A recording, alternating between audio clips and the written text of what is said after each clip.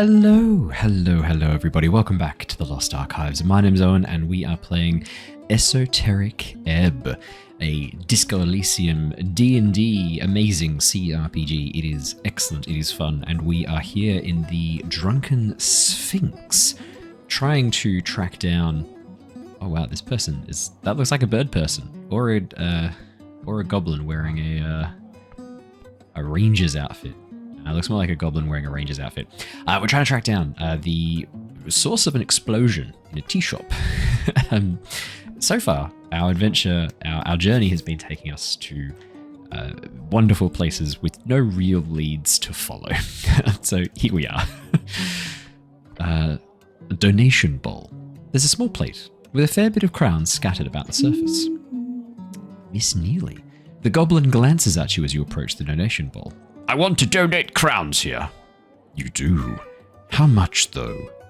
10 crowns. You place a handful of crowns into the bowl. A good amount. Oh, thanks, Cleric. Let her play. Alright, let's behold her with wisdom. We should do pretty well on it. Fuck.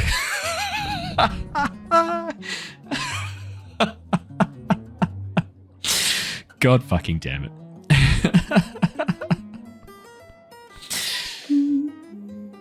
The goblin seems to be playing around with the strings of her instrument. She's tuning it. Hey! Her entire body jolts when she sees you. She's frightened by the Earthguard colors. I'm playing in a second, okay? Okay. Okay. I need some tense ambience for all the conversations I'm going to have here tonight. She scoffs. What every artist wants to hear. Be ambience. Every hero needs a bard. Wink. She cannot see your wink, come on. But she can hear the over-enthusiastic wink sound effect you make with your mouth. She finishes whatever she was doing to her instrument. Don't dance, it'll hurt your chances at anything in this here tavern. That's a failure though. I think we should dance. Okay, here we go. I'll leave and let her play. Okay. We've got a tiefling.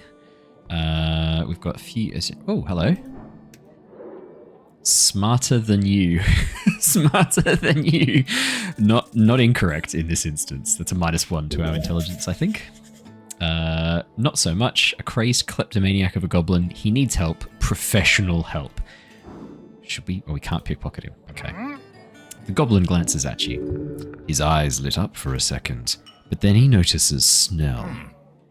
Smarter? Snell. Don't cause any trouble. Okay. Snell motions for you both to leave the guy alone. Hello, Smarter. He just stares at you. Scared? No. Plotting. Leave him. As the two of you take a step away, Snell sighs. Smarter's a notorious pickpocket. Don't let him get too close. Oh, he's a common thief, eh?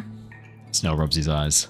No, look, I'm talking a real, actual, pathological kleptomania case. Like, can't keep his hands away from pockets type deal. Except Smarter, he fails every single time, hurting himself in the process too. Oh. Oh! Yeah. I don't think he's ever gotten away with anything, so just be careful around him. I don't want him hurting himself again. Okay, well, let's not stick around then. That's quite funny. And his name's Smarter Than You.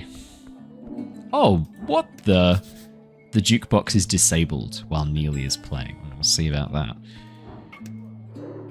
Raz, bow for hire. Can I hire him? No, not with an 8. I'm assuming.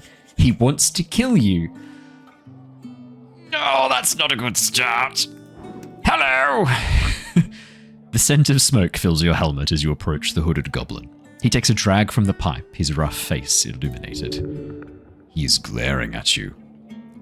Didn't I see you at Pillar Crossing? The hooded goblin does not reply at first. Then he just looks to Snell with a foul frown. I see you're getting more cran by the day. Cran, the goblin who signed the Goblin Treaty. He served Earth for many years as warrior of Norvik. Cran, the goblin traitor, the one who signed the Goblin Treaty, giving away everything to Earth after the Goblin Genocide. Sometimes goblins invoke his name to call another goblin a human lover. Goblin Genocide. The destruction of the goblin clans of Ascani by Earth around 50 years ago. 3 clans were then integrated into Norvik, with their new generation being put through human schooling. Fuck you. Identify yourself. Identify yourself, goblin! You hear him clear his throat slowly. Nah, I suggest bothering someone else, human. I'm going to switch that voice. I want to save the Scottish for the dwarves. You know this guy, Snell? Sure, that's Raz. Ignore him, he's not interesting. The hooded goblin lets out a cloud of smoke. Listen to your pet, Cleric. What was that? Did you say something, Raz? Pure rage is building in your companion. He only scoffs at Snell's question. I feel like there's some tension here. Both of them just quietly glare at each other. What do you know about the tea shop? Doesn't know shit. The hooded goblin laughs. I need help, huh? Figured. So you'll help? Nah, fuck off. Your companion turns to you and mutters, God, he's such a fucking cunt. I hope I'm not going to get demonetized for this. What are you voting? Who are you What are you voting for in the election? None of your fucking business, human. You have to tell me. I'm the cleric of Norvik. Okay. Sad. Yeah, know your place. You hear him chuckle. Fucking asshole. Who do you work for? Why would I tell you? Why wouldn't you? Isn't it embarrassing? Do you work for like Viscon or something? The goblin freezes. No. What? He does.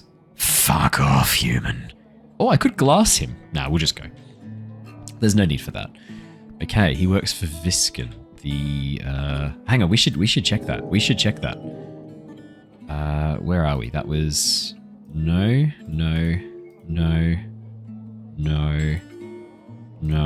Which one was it? The River Take you haven't made... Oh, Lich House Blues. Okay. We still haven't made any progress really there. That's okay. We're slow and steady. What? Okay, well, I think we might have found the Drunken Sphinx. Ulzus, Vault Guardian. Oh, please. Come on, my wisdom's really... No, never mind. She's a gyno sphinx, that makes sense. She is a female sphinx. Thousands of years spent guarding a hole in reality. Remember, her perception is beyond your ability to conceive. For her, a day is a fleeting moment. Unless you make it memorable. A gyno sphinx giving out riddles, a woman searching for something, anything even remotely interesting about these scurrying mortals. Why else allow them into her lair like this? A lull falls out of the ambient cheer, just a beat of uncertainty as this cleric steps before the tavern's singular attraction. This happens all the time. Visitors come to gawk and stare, some brave ones to speak with her. The lady of the house, our most delightful host. Towering, you stare at this somewhat feline creature up on the stage, a living myth, currently taking a swig out of a barrel, clearly not paying you any mind. The scent of cheap wine lingers in the air, along with an esoteric sensation. Your legs tremble. I'm going to give her a deep bow and not say anything. Good, treat her like a cat. Let her speak first. The Sphinx looks down at you. Meeting her glowing blue gaze makes you feel like you're falling far, far below the world. There are eras of wisdom behind those eyes. Her expression turns dark. Oh, what voice should we do for her? Oh, I know what I'll do. Okay. Dark tidings bring you to the hearth. She speaks low and rolling. You see a hint of chaos in her movements. Unfocused. You'd expect her to act a bit drunker, giving the empty barrels to her side. Then again, who knows how well a sphinx holds her liquor? A helmed dog dragging its leash around the vestiges of jaw. She extends a claw thick as your arm and pokes you in the stomach. Woof. I'm gonna woof back. Woof! Her expression grows lighter, then she lets out a deep breath. It smells like an old basement full of booze. She liked that. Somehow, you've appeared witty to her. That sort of joke only works once, so no barking. If you want her attention, you must do something remarkable.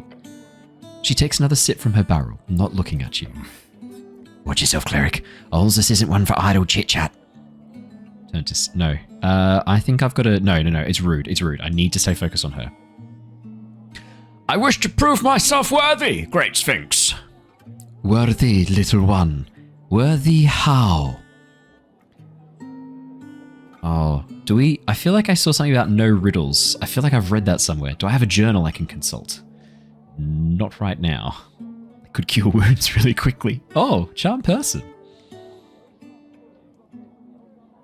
Ah, fuck. I feel like I saw something about not asking her for riddles. This feels like a bad idea, asking her for riddles.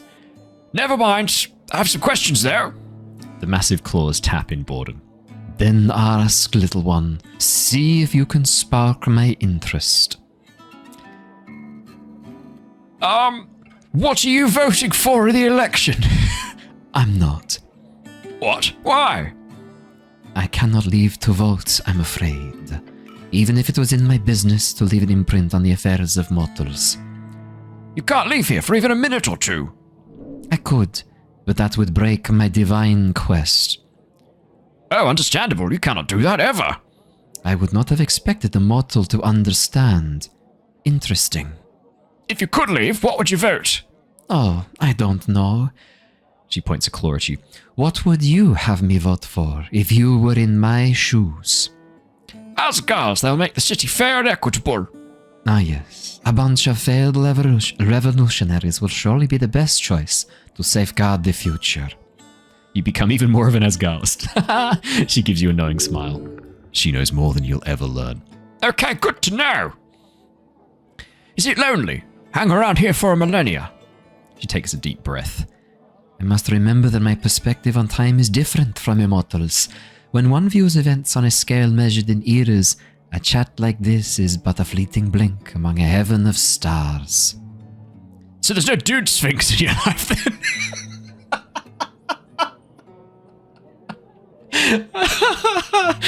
Oh no. We gotta click it. So there's no dude Sphinx in your life then? Her expression changes subtly. You touch upon a sensitive subject. I have found that when this question is put to me, despite my age, despite my demeanor, despite everything, the inquirer is not referring to companionship. She taps a claw. You wish to speak of reproduction, little one? Cleric, are you sure about this? Yes, I would like to hear about Sphinx reproduction. Her intense glare grows more esoteric. Oh, she's into it. Yes. What are we doing? There are many lower races of Sphinx, some more bestial than others. Apart from serving lesser purposes, they also share a common characteristic. She frowns. They are all male. How dreadful! Indeed. Each of these degenerate Sphinxi then naturally crave the companionship of my kind. For a Gyno Sphinx to lower herself to their level, it is simply unthinkable. Gyno Sphinx, a monstrous being often found undertaking missions for the gods. A feminine force capable of seeing through time and space. Collector of ancient lore and dispenser of riddles, known to test mortals to uncover their true worth. Then how... Those bestial sphinxes should really work on themselves. She gives you a quick laugh. She thinks you're funny. Keep it up. These creatures will never reach such heights. It's not in their nature. The degenerate races of Sphinx were born wicked and craven. These creatures are no more similar to either a horse to a donkey. No, not even this, as it implies some level of closeness. A horse god to a painting of a donkey. Nice. Tsk. This misconception of our similarity will plague me for eternity. But considering them a legitimate partner, creating more... The Sphinx shakes her head. A true man is his mind. He is not violent by nature, nor is he afraid of action. He is decisive yet tolerant. He is wise yet still ready to learn. A true man is a riddle. Good on you for stopping them from reproducing, making the world better one sexless day at a time. Sure. Unfortunately, they do live all too long and terrible lives. However, there is a more civilized Sphinx, apart from my own kind, of course. The glow in her eyes intensifies. The Andros Sphinx, a beautiful, powerful servant of the gods. Few inhabit this coast of ours, yet those that do... Oh, her voice trails off. Are assholes! She snaps her gaze back to you. They are, like all men, insufferably prideful. I'm sensing a story here. There's always a story. Every bias is brought from perspective, after all. She takes a sip from her barrel and leans her head on a paw. Hear my tale. During the early days when the gates stood open, one winter long ago, I was tasked to guard a passage on the border of an empire you will never know. That empire's goddess sent an andro sphinx to guard the very same passage. His name was Trembling. Our meeting was by chance and by fate. Sounds romantic. An optimistic viewpoint, but I'll admit, at first I shared those aspirations. Trem was a gallant specimen. He spoke with an air of grandeur and purpose. It was easy to spend hours in his company. Days, then months. Though we became increasingly physical in our relations, our conversations steadily became more stale. After years of sharing a lair, I sensed a bitter tone gnawing its way into every interaction between us. He would berate my every action. He would go on month-long hunting trips and come back empty-handed. He would end every philosophical discussion or debate, even those we had with visitors, with snarky comments.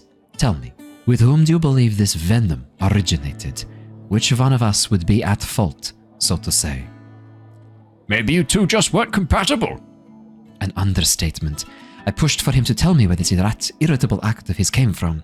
After many long arguments, he relented. Guess what Trem confessed to the cause of his toxic behavior. He was bored of the relationship. She laughs. Not even that. She takes a big gulp from her wine barrel. He said I was arrogant, that I could never be wrong, that I was stubborn. Ah, well, don't say that out loud. The words are tinged with bitterness and contempt. This andro sphinx had a deeper, more venomous meaning behind his statement. There's a hidden meaning behind his words. She raises an eyebrow. You surprise me, little one. It took time for me to truly understand why he would say such things. Eventually I figured it out. Trem was intimidated by me.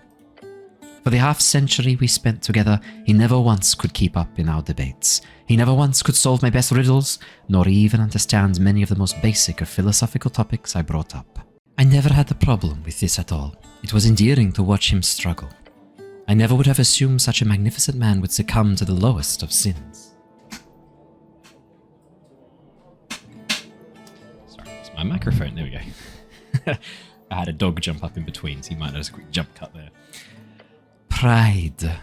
Trem could not stand to be outmatched, at least not in the long run. So we parted ways as amicably as could be given the circumstances. That was my first mission here on this Jor's realm. This Gyno Sphinx has struggled with her hatred for longer than you will ever live. Yet despite the difference in your natures, what she seeks here from you is simply validation. A true man seeks greatness in his partner. He does not fear it. She nods. When I told him the same thing, he did not respond positively. The Sphinx gives you a faint smile. One thing I truly desire is for my mind to delve inwards. That can be done via intellectual excursions of many kinds. Dialogues, debates, sharing experiences. Thank you for listening to my tale, little one. Less of a dialogue, more of a monologue, or an appeasement, but hey, whatever floats her boat. She seeks understanding through sharing. By listening, you gave her something tiny and fleeting. Wait, this was a debate. Does that mean you won the debate? Is there a prize? Oh. Your story is very interesting. I will think about what you have told me here today. She nods towards you. It is not often I am given the chance to be truly surprised by a mortal, and a man, nonetheless. Of course she's impressed. Who wouldn't be? I'm gonna just... No. Thank you, Guardian of the Vault. Here. This might help you in your quest, little one. Now, any other questions for me? What do you know about the T-shop? It startled me, which is not an easy thing to do. I'd imagine. You're quite close to it. Yes, an explosion like that has not been felt in this place for decades, at least.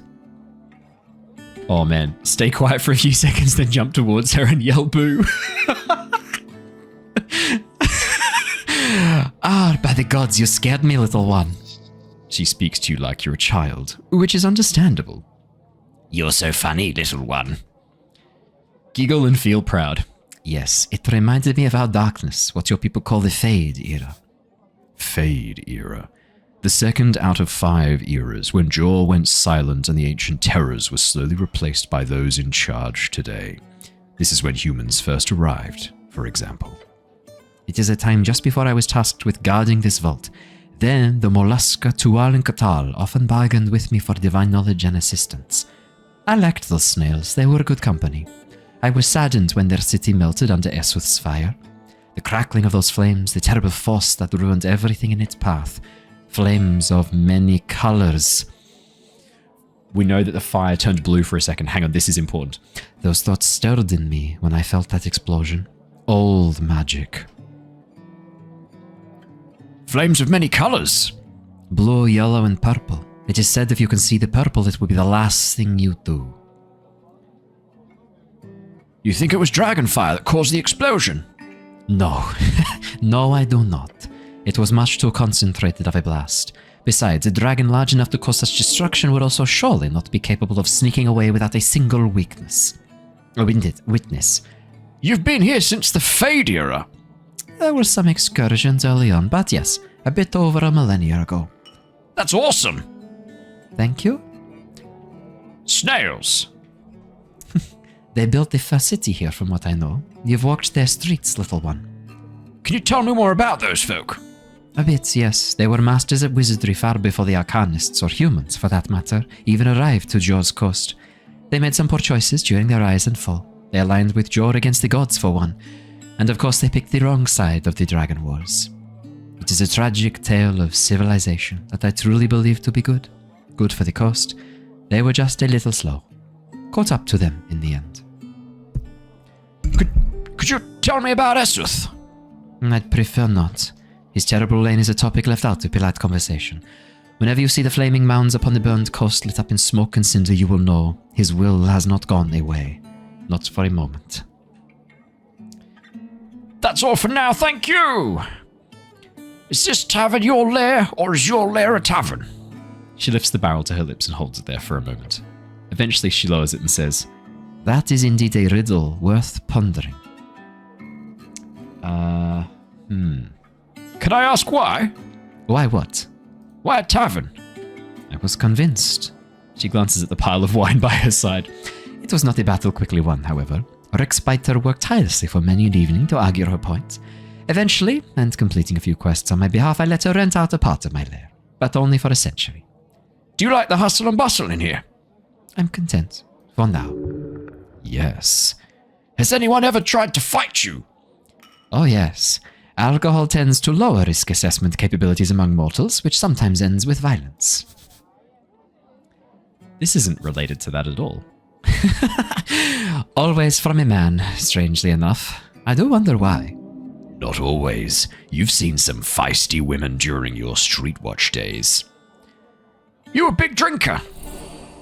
I partake. It does little to affect me, but the taste is lovely. That, you've never seen her sober, so who knows if it's true. Nice to see you enjoying your tavern lair. I've got other questions. Fuck, are we gonna ask about the riddles? Go on. Oh shit, I should have just done this from the beginning. Do you give out riddles? Certainly. Are you ready? Rhetorical. Yes, please, I love riddles. She finishes the last bit out of her barrel and puts it down with a slam. Then the Sphinx leans in, hissing. Once I had the sun's favour, my creed cling close to the wall. Matured in shadows, I've witnessed empires rise and fall. Once left in silence, now the life of the ball. She raises her paw and gestures to the open chamber. Yet I remain a draught of remembrance, a history's thrall. What am I? A lovely poem about a life's journey, how time changes all, even the simplest grape. Your companion smirks and gives a little chuckle. He knows. Oh no. But I know what it is from wisdom. I know what this is. It's wine. I once had the sun's favor. My creed clung close to the wall. It was growing up the walls. I mean, yeah, even the simplest grape does kind of give us a bit of a hint, but it is wine.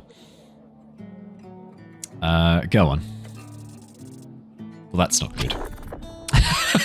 I don't know what it is.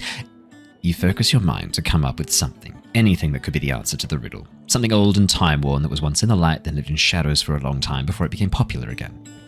What could it be? You only get one shot, so make it count. Oh my god. Well, we know it's wine. Wine! She gives you an intense stare. Time for a fight. She is strong, but you will defeat her handily with the power of a hero. Yeah, it's wine! Olvis picks up a barrel of wine. She pops the cork open. Wine. Yes, that is very correct, little one. Wonderful job. Another riddle solved. Huzzah! Don't. Since you're so amazing, would you be interested in a quest? Yes, yes, yes! I do not have the ability to decline. I do not have the ability to decline. The goblin gives you a concerned look. She gives you a serious expression. Accepting a divine quest from a sphinx is no trifling matter, mortal. In fact, few would survive such an ordeal. This is a chance to prove yourself to an ancient creature of myth and legend. You'll also look incredibly manly doing it. A quest? Indeed. Behind me stands a vault. It opens only to those worthy. She leans her massive head downwards, close enough for you to smell the wine breath. To prove worthy, you must solve my most ancient of riddles. So old, it was handed to me when I first stepped inside this chamber millennia past. I'm going to bow my head in silence. Your companion whispers to you. You're going on an epic Sphinx quest now. Sure, why not? Not like we're a job or anything. This is important still. Maybe to you. No, really, it's very important to the job too. Convince me. It could grant me esoteric knowledge, or like the tea shop. Fair enough. Look, I won't stand in the way. Just don't waste too much time on it, okay? The Sphinx stares at your companion. A hero must face much adversity during his quest. She laughs to herself and takes a swig of wine. So what exactly is this Sphinx quest? This is a riddle, the answer of which is not uttered in words, but revealed by action. She goes quiet and closes her eyes. Just listen. Found within the arcane flare, twin tongues of flame that scorch the air. She takes a deep breath, revealing a wicked grin. Burrowed deep within the earth, a primal string to show your worth. Then she leans in, almost whispering those final words. Folk and gods in thronging herds, a man divine alone howls his words. Easy. You understand it immediately. I love riddles, but I'll have to think about this one. The answer is not something you can speak. She uses a massive claw to grab something from her pile of stuff and tosses it to you. Once you understand this riddle, return here. You can only solve it during daytime. Alone. We wouldn't want anyone else accidentally figuring out this riddle, would we? She glances at your goblin companion. I'm not interrupting the job for that. Do it in the morning or something before you pick me up. The Sphinx chuckles. I never sleep, so you can show up any time after sunrise and before the tavern opens. What have you gotten yourself into? Sounds like this could lead to one hell of a treasure. Should we ask for a hint? Can you give me a hint about that riddle? A hint? You dare stand before a Sphinx and ask for a hint? Yes. She puts her barrel down and leans in. You can ask questions, but no, you do not get a hint. Wow, what a cool distinction, Ulzus. Those things are really different.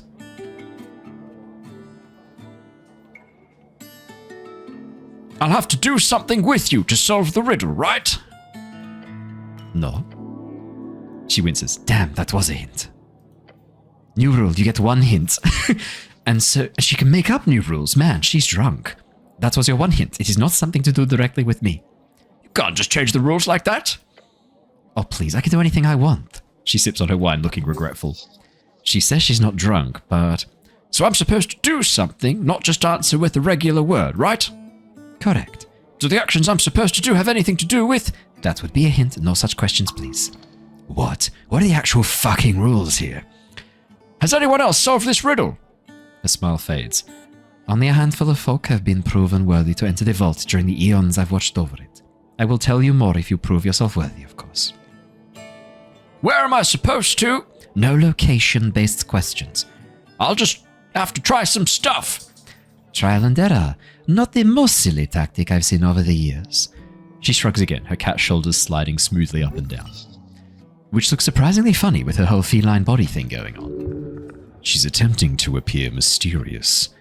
Now get back at it, little one. You're a very impressive creature, you know that? Mm-hmm. She taps her claws. Where are you going with this, little one? Yeah, this might be a bad idea. Your goblin companion kicks you in the shin. You want to get mazzed. That's how you get mazzed. Mazed? We can woo her, obviously. Oh no. Man. Well, this isn't really surprising, but you have no idea where to take this next. The Gyno Sphinx sips on the wine and gives you a side eye. Well, Nope, I got nothing. She laughs. not surprising. Do you really even want to woo her? How would it even work logistically? The purple one is correct. You should go home to your mother and cry, then sleep for 27 hours, then not leave your room for another week, and then be unemployed for 6 months. That seems more suitable. The Sphinx puts down her barrel of wine and leans in to say, Little one, I do not know if you are sobbing or having a fit, but please focus. Did you wish to ask her about something else? I just want to see the riddle one more time. Found within the arcane flare, twin tongues of flame that scorch the air.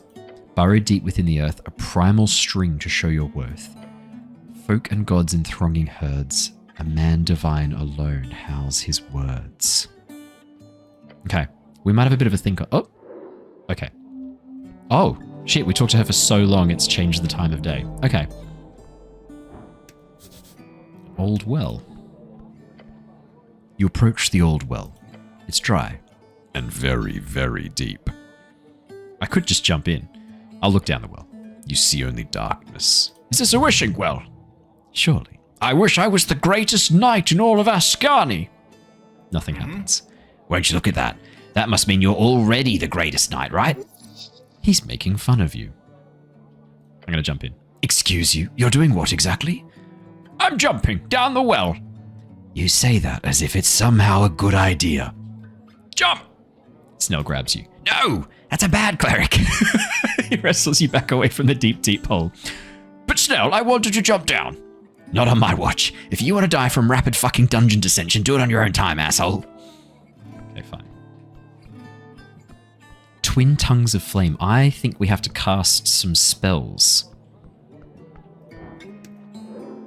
Oh, it is Agent Vera. Okay, we've got more strength. We can have a bit... Oh, never mind. We learned nothing else. Why can't we talk to the tiefling? It would be something akin to 1,000 a month. Standard fare, really. Obviously, all of my proprietary details. Hang on. Let's go. What should we do for her? Let's go a little bit Irish. Obviously, all of my proprietary deals would have to be included in that. Obviously. Which would make it more akin to double that price, at least. The orc woman places her cup on the counter and leans forward. We hope you'll consider it. The fiendish woman behind the counter gives her a wide, sharp grin. Vera turns to leave and almost walks right into you. Whoops. Cleric, lovely to see you again, but I can't stop to chat. Do swing by Waterlane later, will you? As the orc steps past you and leaves the tavern, you look over to the woman behind the bar. She locks eyes with you while putting away the orc's cup. Alright. Dexterity. We're not very good at this. Yep, we're not very good at this. Nothing. We know nothing. Behind the counter stands a woman of fiendish origin. Focused on filling up one of the taps, she immediately stops when she notices your approach. A tiefling.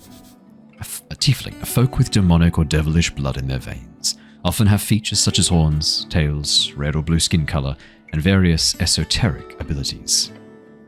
Welcome to the Drunk Sphinx, Waddle. My good lord, a cleric? How lovely to see the city stop by. She gives you her full attention. You're the tavern owner. Do you have a bunch of information that could help me in my quests? Sure. If there's anything I can do for you, just ask. I know more than most in this sprawling city of ours. The city is not hers. We all share this place. It's as much hers as it is yours. Oh, Snell, She exclaims as she notices him over the counter. aren't you a sight for sore eyes? Want something to drink? I'm on the clock. Oh, you're the escort, eh? That's not how I'd phrase it, but sure. She laughs and sticks a sharp finger in your face. Don't get Snell into too much trouble, you hear? He's already grumpy enough as is. The two of them clearly share a past in an enemies to lovers kind of way, only without the lovers part. You two friends, Snell? No. Don't say that. You're hurting my feelings. There's tension here. If you want to rise out of him, ask. I sense sexual tension between you two. That. Snell quickly snaps at you with a glare. That's a statement I will strongly refute, Cleric. Fiendish woman nods. Of course, refuted it is. It is. For sure, absolutely. She laughs and leans in over the counter. All jokes aside, this is all just part of the job, you know. Creating sexual tension. A bit on the nose, but sure. Answering all my questions. Every single one. Flirting. For sure. Bullying. I wouldn't call it that. More like playful teasing. What about harassing goblins? No, that's more of a hobby. Being a little fiend. That's just in my blood. Being sarcastic. Always. Talking too much. No. She gives you a stern frown. The goblin raises an eyebrow. She bursts out laughing. Actually, yes. I see. It just happened to be as such that Snell here is a very hard nut. It just happens to be as such that Snell here is a very hard nut to crack. The hardest. The goblin closes his eyes and mutters something to himself. A series of expletives. Your companion doesn't seem to enjoy the horned woman's attention. You do not feel any nervousness speaking to this woman. Well, duh, she's not your type. That's pretty obvious. Does Snell spend a lot of time in here? You don't need to ask her, it's not relevant. He does, She says, ignoring his comment. although this is the most convenient third place for the HWBT, so it's not like he's got too many options. Third place. Place for community and socialization. That's nice. We've got all the wonderful goblin we could need here every night. Great, I've got other questions. Of course. What do you know about the tea shop? It blew up. She looks shocked. People keep saying that. Right, very strange. Wasn't here. Not usually on Tolstad over noontime. I'm more of a night gal, obviously. So I'm not much help, sadly. I've just heard the regular. But I can recommend talking to the kid at the kiosk upstairs. His brother comes in here often and overheard him talking about it. Oh yes, I spoke with Anne. Great. Hope you didn't scare him too much. Kidding. Tell me about the owner of the tea shop. Drummer. He's a real piece of work. Like, I'm impressed that he kept that tea shop afloat for so long, but look, I just know the rumours, Kay. I love rumours. She leans in with a smirk. Same. Drummer kept a tea shop full of Asgalists, mostly young ones, but supposedly he'd been working with the Freestriders on the side, like some kind of spy. Could you imagine? Where do you think he's at? Well, I do remember him mentioning something of an escape plan one time. Really? Well, that sounds very relevant. Bird was drunk. Okay, muttered something about covering every liability, and how his escape plan was, look, I thought it was a bad joke, but he said from what I can recall... Oh my god. But he said, from what I can recall, that his plan was to sneak into a crate and ship himself to Reeds. That's a wicked good plan. You should look for him on Water Lane, at a warehouse or something. That's ridiculous. That wouldn't work, would it? I mean, I'm sure it's happened at some point, historically. Drunken ramblings, but if I were you, I'd check Water Lane. Do you think he blew up the tea shop himself? No, that bird couldn't make a ballsy move like that. Now run away from it, for sure, that's what I'd expect. And indirectly, I'd be surprised if he's not at least a little to blame. Does he come here often? Nah, oh, well, yeah. Well, I'm Australian, I know what that means. Comes here, he used to come here often, but he doesn't come here often anymore. We know, yeah, nah, yeah, no, nah, yeah. Yes or no?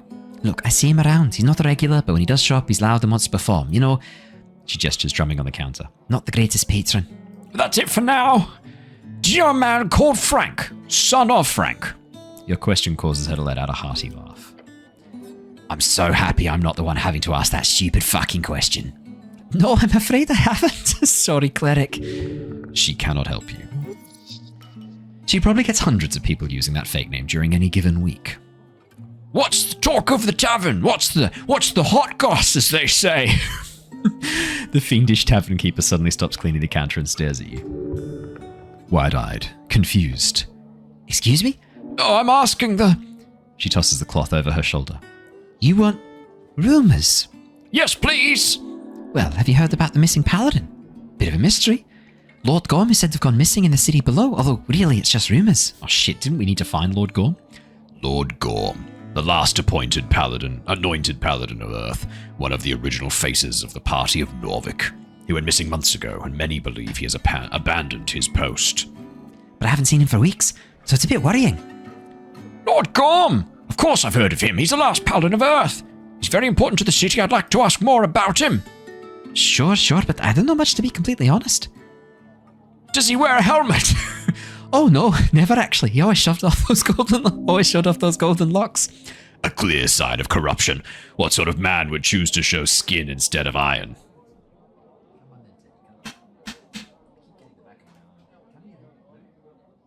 Keep getting the back of my arm scratched by a certain labradoodle puppy, but he won't come up. It's like he wants my attention but doesn't want to sit on my lap. Did you ever hear him? Oh, you know him? I've handed him drinks a few times, exchanged a few words, so sure, I know him. What does he look like? Big guy, earth god-like outfit, but with more gold. Not the type you'd like to arm wrestle. Other than that, green eyes, blonde long hair. A fancy nobleman in armor. Got it. You ever hear him say anything suspicious? Like that. Look, drunken say all kinds of shite. Can't read too much into it. What did you hear? Mostly a bunch of ranting about how every single political entity in the city should be burned to the ground. Some typical pro-human slogans, you know the stuff. So Lord Gorm's a fascist. Got it. She laughs. Might be simplifying the issue a bit, but sure. Can't keep doing it. Come join me. You go. Say hello, Teddy. Sit on my lap for a bit. Can't keep scratching my arm.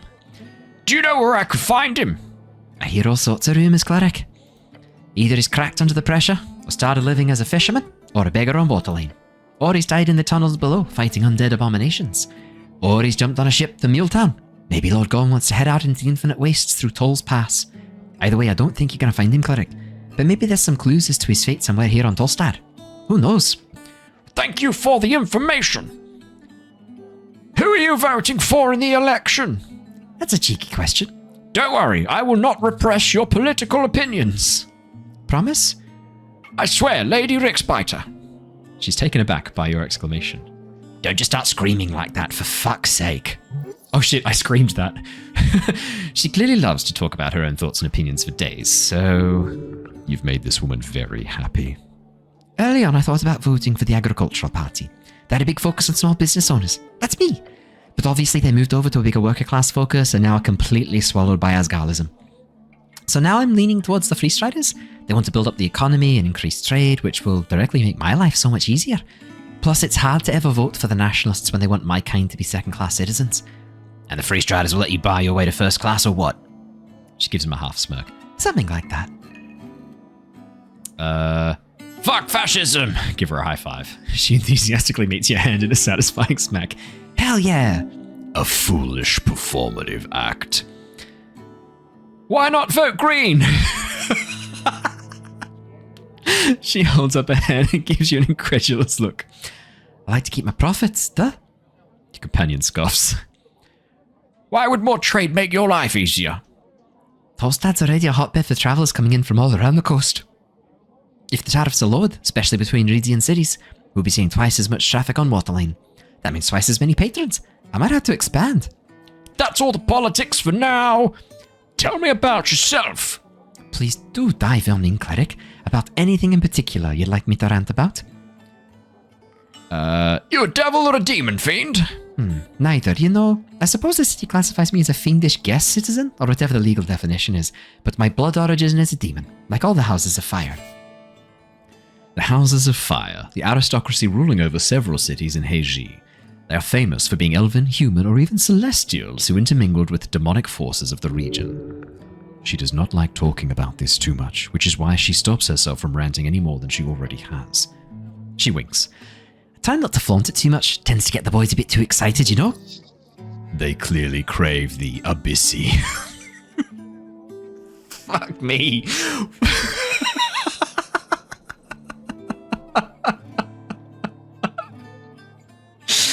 Oh my god, this game. Chris, you're just amazing. I don't say that out loud. I'm definitely saying that. Abyssy. What? You heard me. She cracks a devilish, demonic smile. You know, I have heard that term before. It's one of those things the youngsters throw around, right? It's a bit cringe, isn't it? No, don't damage me for that. Your legs falter. Such a blow. You probably shouldn't say that out loud. If you won't listen to your senses, then at least listen to the bartender. What's your mother's maiden name? Am I allowed to say that? Isn't that a curse thing, like knowing the true name of the devil or something? No, it's the name of your mother-in-law you should keep secret. Really? Yes. Alright, well, let's just move on and I'll keep that a secret, just in case, okay? She winks at you. Tell me about your business. My favourite topic. I've got several businesses, in fact. Some people call me a bit of a serial entrepreneur. Tell me about everything. Every detail. We'd be here all day. But can I do a quick rundown? I can do a quick rundown if you want. Sure, Started off in printing, believe it or not, so many years ago at this point. Right, there was a room in the industry, right, my horns were building. Did you know I had over 12 papers in circulation? It's a bit crazy. I ended up with way more capital than I anticipated, which gave me the opportunity to invest quite heavily. And you know me. You do not. This woman is overly familiar for a living. Admirable. It's got to be good, it's got to be good word. A little bit of agriculture, some bit of the politics, and nothing to do with freestyle, some of the agricultures, whatever they call themselves these days. My main business today is actually textile manufacturing. Started a mill 2 years ago with the most inspirational women. Suffragettes, women, immigrants, and Norvik, like. We're building a new world feminine industry. Sorry, we should click on that so we get the... Alright. She's giving a chance to those who often cannot make their own wage. Wonderful. She's exploiting women who've been left behind by their communities. Awful. This time was when I'm meeting with Ulzes. She nods her head in the direction of the massive sphinx at the end of the chamber. She's guarded this place for centuries, millennia, God's only knows how long. Even our God loathed her, just let her be. Our Lord saw this divine being and allowed her to continue her sacred mission. But I managed to get her to open up a little bit. A few drinks later, we got a contract signed. Today, it's a highly successful establishment with patrons from all around the world. Things are a bit slow these days with the whole tea shop drama, but alas, things will pick up soon again, I'm sure. This fiend loves the sound of her own voice. Could be very useful. How'd you end up here? Long story. I'll keep it short as I'm sure you got better things to do. Essentially, family from Heiji, born in Volgeni, raised in Reeds during the worst of the revolution. Left my family behind and came to start anew. Now I'm building businesses left and right. Ascan is a wonderful land full of promise. I love it here. Thank you so much for taking in an outcast like myself, Cleric. She's hitting on you. Hit back. I flirt back. Yes. Nope, not your type. You need someone stronger. Boo. The red one is correct, but still, boring. Oh, what is my type? Too big a question to ask while you're awkwardly staring at this horned woman. Whatever, just say something. You've been staring at her silently for like 15 seconds now. You're welcome, citizen. I am? She shows her sharp teeth in a bright smile. How do I get to the undercoast? I don't know. Head down until gravity flips. Never been myself. All right, no more personal questions. Ah, too bad. That's all for now, thank you, citizen. It's been 2 hours since we entered this tavern. Is there anyone else to talk to? I haven't figured out the answer to the riddle. Well, I'm a shit cleric. Although I am in the process of trying to become a druid. Alright, let's go up here.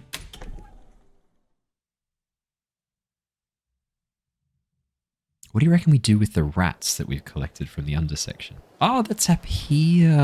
Okay. We've come full circle. Okay, I know where we are. Right, I'm going to talk to Snell. What should we do? You approach your companion. Let's get on with it. Where do I sleep tonight? I don't know, Cleric. He gives you a defeated look. Can't the city pay for something? You're a cleric, for God's sake. For God's sake. Can I sleep with you? Can I... Can I sleep with you? No, and seriously, don't phrase it like that. Maybe I could sleep with Visken. You're probably too warm for him, and please don't phrase it like that. Can I sleep in the Goblin Garden? No, well, I mean... Thinks about it for a second, then once again, no. I could just sleep here. Just here. Yeah, it's not so bad. Right here. His reaction to that statement will not change no matter where you go on this river fortress of a district. Okay, maybe not. Yeah. Guess I could ask the Coin Lord. Oh yeah, Darrow's your boss on this job, isn't he? Guess you got another thing to talk to him about. Fun. Alright, we gotta find... I don't know where we're going for Darrow. Oh shit, we might have left it too late. Okay, well that's just the edge of the world right there. Oh. A greasy satchel. Oily instructions. You hold up the paper, finding it to actually be a torn-out page of a book. The name in the margin suggests the book is called A Gnome Starter Guide to Esoteric Memorization. Read it.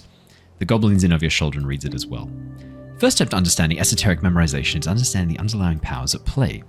Drawstrings stretch across his coast invisible to the eye, connected to all things living and dead. A spell is simply a set of rules you must follow in order to manipulate those strings into an esoteric effect.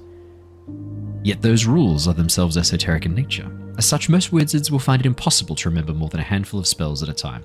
Ha! Newbie wizards, maybe. Oh, how many can you memorize? I'm more of a feelings kind of spellcaster. I don't care for numbers or rules or logic. Uh-huh. Alright, keep reading. This is the big divide between cantrips and actual spells, as cantrips are both easy to remember and will not consume a spell slot. We can probably power through this. In the margins, there's a handwritten note that you managed to spot. It's written hastily in bold, like the author really wanted to hype themselves up. It says, every evening and every lunch break at work, remember, you can do it. Oh no. The goblin leans out over the ridge, looking down into the river. Damn.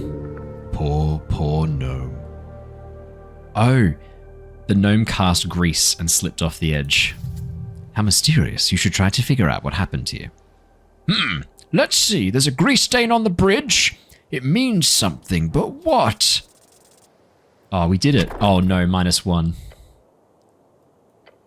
Yes. The grease must have caused a chain reaction of esoteric energies. An esoteric pocket must have been born for just a split second with some terrible rule. Something like all gnomes are turned to dust, or life does not exist when near magical grease. That must be it. Or the poor gnome slipped on his grease patch and fell. The esoteric pocket seems more plausible. Either way, intensely dangerous.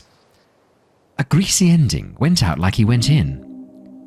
Like he went in? What are you speaking of? Is that some sort of innuendo? It wasn't a great one, but yeah. Oh, well, don't do it. It's dirty. I've learned grease. Fantastic. Okay, I still need to find the coin lord. Hang on. The questing tree can help me. You know, it's meant to be found on the hill up in central Tolstad. Oh, okay. I think we might have actually been there before, but I then turned around and ran the other way. As is my way. No, that's the Temple of Earth. That's not right. Hang on, the sign. I need to go to central Tolstad. Tolstad Center. Blah, blah, blah. Up the temple slope and through Toll's route. Okay. Oh, I got told off last time I tried to go this way. West, Toll's route, north, Darrow House. Ah!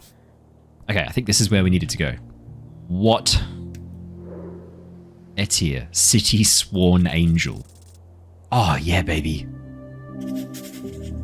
Cold, stern, glorious. She follows orders, the type of orders that grant eternal fulfillment. There is a sadness in her existence, broken wings stuck among lesser beings.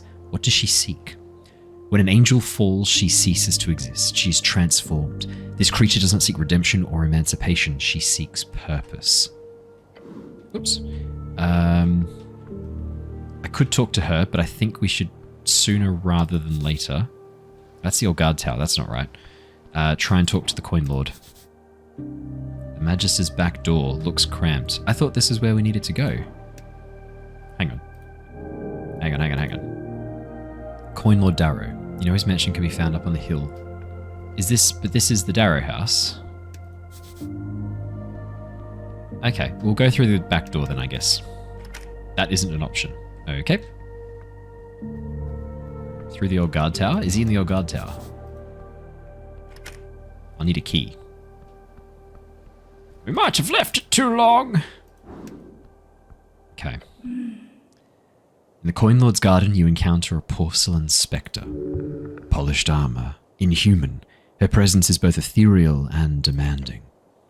She floats gently in the air, strangely unaffected by the river winds. Your goblin companion keeps his distance, muttering under his breath a word of disdain. Angel. I'll bow my head.